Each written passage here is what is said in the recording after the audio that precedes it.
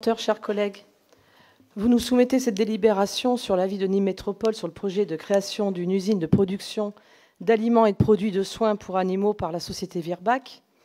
Déjà, je suis étonnée que cette délibération n'ait pas été abordée en commission économique, où mon collègue Pierre-Édouard Détré et moi-même siégeons. L'enquête publique doit se terminer le 8 novembre. Elle doit commencer le 8 octobre et se terminer le 8 novembre 2024. L'avis du conseil communautaire doit être rendu avant le délai de 15 jours après la fin de l'enquête. Je rappelle que le conseil municipal de Garon s'est prononcé en défaveur de ce projet. Pour information, le périmètre du projet Virbac se trouve bien sur les deux communes de Garon et de Saint-Gilles. 6 hectares à Saint-Gilles et 3000 m² à Garon.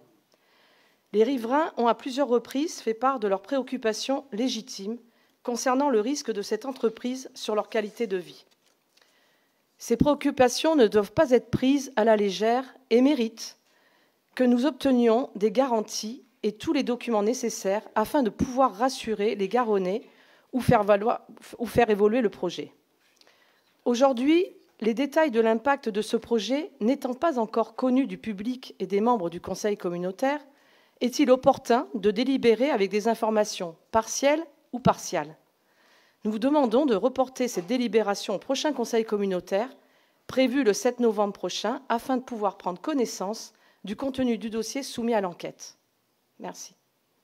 Juste, je voulais vous dire quand même qu'on en parle de Virbac, on en parle en commission depuis le début de l'histoire, en fait. C'est-à-dire, il y a 1 an et demi ou 2 ans, on parle de Virbac et on en parle ensemble. Tous les détails ont été donnés au fur et à mesure.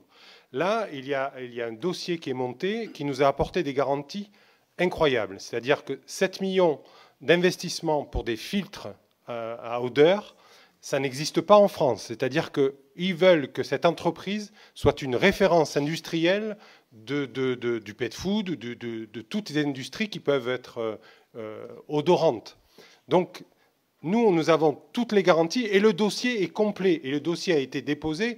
Et pour l'enquête publique, il est détaillé. Alors, je ne vous ai pas donné les détails, mais nous avons eu tous les détails avec le confinement de toutes les chaînes de production sont confinées, c'est-à-dire aucun air ne sort de l'unité de production. Tout va être traité. On va avoir là quelque chose qui va servir d'exemple sur l'industrie de demain. Je vous assure. Alors, sachez quand même qu'on s'est renseigné auprès d'autres industries, que ce soit en Angleterre ou en Belgique, où il y avait des approches qui étaient un peu similaires et où alors le maire, je pense que c'est le maire en Angleterre qui nous a dit qu'il n'y avait plus de problème d'odeur. En fait, les gens font référence à Royal Canin, donc ce n'est pas la bonne référence. Mais là, nous avons les garanties, je vous assure que nous avons toutes les garanties pour être favorable à une unité qui va être une pépite sur notre territoire. Je rappelle que c'est de l'industrie, c'est-à-dire que ça va s'installer. Ils vont faire de la pharmacie qu'ils n'avaient pas prévu de faire. Ils vont la monter. Donc on aura du pet food et du pet care. Et ça va être en devenir, c'est-à-dire qu'il va y avoir, ils ont plein de projets. On a la préfecture, c'est pour ça que ce n'est pas passé en commission, c'est qu'on a reçu la demande de l'avis de la préfecture que l'agglomération émette un avis. Aujourd'hui, c'est l'agglomération au titre de l'EPCI. Chacun est libre, après, d'aller s'exprimer sur le cahier. Le dossier est consultable, d'ailleurs, comme le voulait. Il fait 4000 pages, ce dossier. J'ai, pour ma part, écrit au Canada, puisque les 2 dernières entreprises de pet food ont été construites au Canada. C'est David Piccini, le ministre de l'Environnement de l'État de l'Ontario, qui m'a répondu par écrit et qui m'a confirmé l'absence de pollution olfactive perçue par la population riveraine.